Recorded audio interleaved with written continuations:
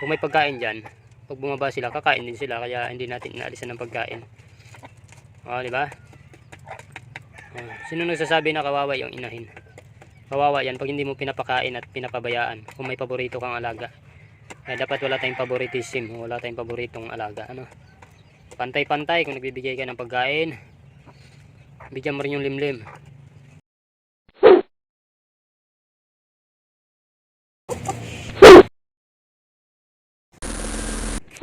Yan, welcome to my YouTube channel sa mga lahat ng ating mga bagong subscriber. Maraming salamat po sa inyong lahat at sa ating mga subscriber dyan at sa lahat ng mga nanonood. Maraming salamat po sa inyo at for today's video ay sasagutin lang po natin ang mga katanungan. Kasi may mga subscriber po tayo ng mga nag-aalala. No? Salamat sa inyong pag-aalala sa ating mga alaga na manok. Nag-aalala sila baka daw mapano, baka daw kisyo ganito, baka raw mamayat, o manghina, o maging kawawa. Dahil ginagamit natin sila bilang organic incubator. No? Ginagamit natin sila bilang organic incubator dahil wala tayong electric incubator. So, yung na-vlog natin nga, mga kanitib, naglagay ako dito ng mga itlog, pinalimlim ko, ginagawa ko siya ng 3 times, o 2 times. Kung wala nang itlog na naipon, hindi na ako naglalagay, 2 times lang. Isayang kasi yung itlog doon mga kanitib na kaimbak lang. Sayang naman kung lalagain. Kung ibibinta natin 10 piso lang, at gawin lang natin sisiw. Di bali magpatuka tayo pagdating naman ng i-release natin, ibibinta natin ay medyo malaki yung halaga niya. Kaya mga kanitib, yon, disclaimer lang din sa mga nagtatanong. Kanya-kanya po tayo ng pag-aalaga at diskarte. Kung nagustuhan nyo yung diskarte ko, okay. Pero kung hindi, okay lang din mga kanitib. Basta ang akin po, na ituro ko sa inyo, hindi po tayo nagpa-plastikan dito. Tinuturo ko sa inyo ng aktual, nakita nyo ng aktual, yung ating paggawa, yung ating pagpapasisiw, yung ating pagpapalimlim at pag-aalaga ng mga manok. Guide lang po ito mga kanitib. Ako hindi ako nagmamagaling dito, hindi rin po ako doktor o anuman. Basta experience lang sa pag-aalaga ng manok. Okay, sagutin natin yung katanungan nila dahil nagkaalala sila.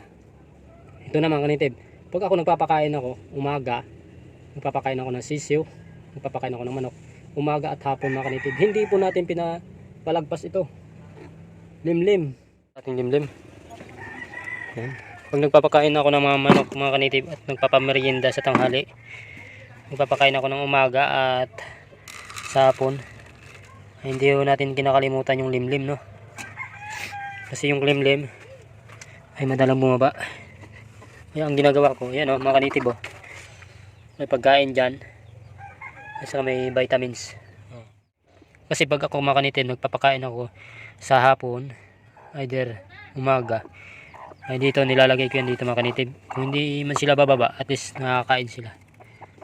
Ay wag mong ganyan. Disclaimer lang po dun sa mga nagsasabi na kawawa daw yung inahin na naglilimlim dahil nilalagyan natin ng itlog. Sila yung organic incubator natin. Pagkatapos mga pisa ay pinapalitan natin ng itlog. Kaya hindi totoo yun na kawawa sila mga kanitib, kasi mataba naman sila, oh. Mataba naman tong inahin kasi nga pinapakain natin saka pinapainom din ng vitamins. Hindi lang basta tubig yan, no? Vitamins yan, vitamin pro pa yan. Ayan, pag bumaba sila at kung wala tayo, maaaring kakain yan. At dapat kung mayroon kayong pinsa o kaya kulungan, dapat nakabukas lang ito para pwede silang lumabas kung gusto nilang magpainit. Lumabas yung mga kanitib, babaaraw yan pag ganyan. At pwede silang pumasok, bumalik dito sa kanilang pugad mga kanitib. Pumasok na siya mga kanitib, oh. Diba? Hindi pwede hindi bababa yung mga inahin. Nagpapainit yan sila.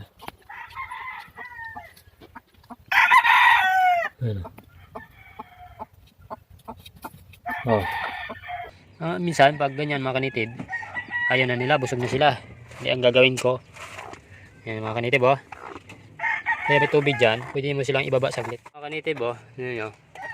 Kung may pagkain dyan, pag bumaba sila, kakain din sila, kaya hindi natin inaalisan ng pagkain. Di ba? Sino nagsasabi na kawawa yung inahin? Kawawa yan pag hindi mo pinapakain at pinapabayaan kung may paborito kang alaga.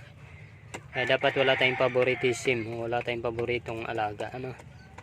Pantay-pantay kung nagbibigay ka ng pagkain. Bigyan mo rin yung limlim. Ayan, iinom. Ayan, iinom mga kanitib, diba? Pag nagbibigay ka ng vitamins, bigyan din natin yung limlim. Nagbibigay ka ng pamurga, yung kinakailangan, bigyan mo rin. Kung nagbibigay ka ng para sa sipon, bigyan din natin sila. Medyo nagkaroon siya ng sipon, kaya nilagyan natin siya ng Primoxil. Siya naglilimlim. Yung itlog niya. Okay, sa mga nagsasabi at nag-aalala dyan, hindi po kawawa yung ating inahin, kasi may tubig naman at may pagkain. Okay, salamat sa inyo mga kanitib, at sana nasagot ko yung tanong nyo at yung pag-aalala. Akyat ka na, akyat 1, 2, 3. Okay, balik na doon, balik. Ay, nasagot natin, puti. Nasagot natin yung tanong nila sa nag-aalala sila sa iyo, na baka daw mapano ka. Yan, taba-taba, Yan mga kanitib, ang taba-taba niya. Yung pula-pula na mukha, Ang tunay na payat sa kakawawa, yung talagang puting-puti na mumutla yung mukha. Ang pula, ang ganda, Tisay pa rin yan. Small white kilso. Okay, salamat mga kanitib, at nasagot natin ang inyong katanungan at ang inyong pag-aalala. Mga kanitib, maraming salamat po sa inyo, sa inyong panonood.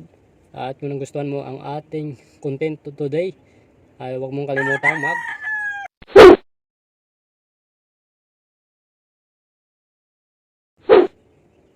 Okay, salamat mga kanitib.